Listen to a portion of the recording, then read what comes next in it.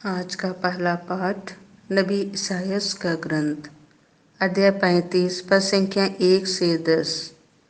ईश्वर स्वयं हमें बचाने आएगा। मरुस्थल और निर्जल प्रदेश आनंद मनाएं। उजाड़ भूमि हर्षित होकर फले फूले, वह कुमुदनी की तरह खिल उठे।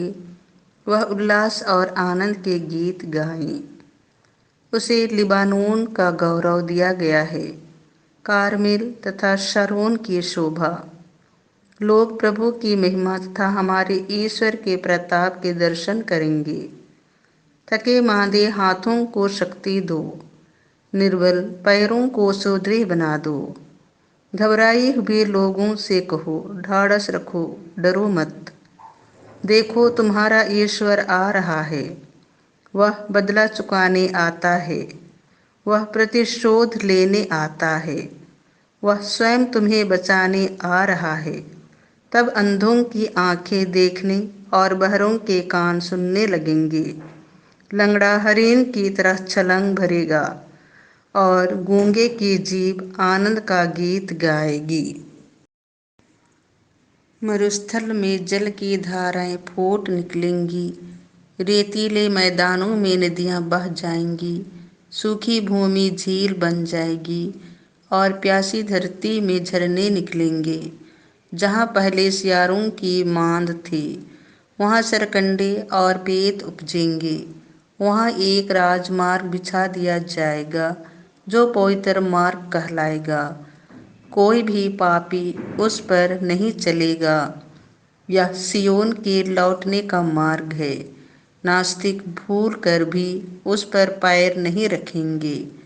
वहाँ ना तो कोई सिंह विचरेगा और ना कोई हिंसक पशु मिलेगा, बल्कि जिनका उद्धार हो गया है, प्रभु ने जिन्हें मुक्त कर दिया है, वे ही उस पर चलेंगे। वे गाते बजाते हुए सियोन लौटेंगे। वे चिरस्थायी सुख शांति लेकर आएंगे। वे आनंद और उल्लास के साथ लौटेंगे। दुख और विलाप का अंत हो जाएगा। यह प्रभु की वाणी है। संत लुकस के अनुसार पवित्र सुसमाचार अध्याय 5 पद संख्या 17 से 26। आज हमने अद्भुत कार्य देखे हैं। यीशु किसी दिन शिक्षा दे रहे थे। फरीसी और शास्त्री पास ही बैठे हुए थे। वे गलीलिया तथा यहूदिया के हर एक गांव से और यरूशलेम से भी आए थे। प्रभु की शक्ति से प्रेरित होकर यीशु लोगों को चंगा करते थे। उसी समय कुछ लोग खाट पर पड़े हुए एक अर्धांग रोगी को ले आए। वे उसे अंदर ले जाकर यीशु के सामने रख देना चाहते थे।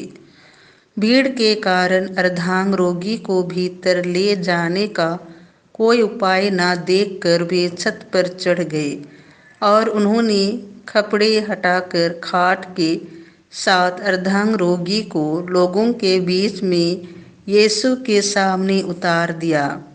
उनका विश्वास देखकर यीशु ने कहा, भाई, तुम्हारे पाप क्षमा हो गए हैं। इस पर शास्त्री और फरीसी सोचने लगे, ईश निंदा करने वाला यह कौन है? ईश्वर के सिवा कौन पाप क्षमा कर सकता है? उनके ये विचार जानकर यीशु ने उनसे कहा, मन ही मन क्या सोच रहे हो? अधिक सहज क्या है, यह कहना तुम्हारे पाप क्षमा हो गए हैं, अथवा यह कहना उठो और चलो फिरो?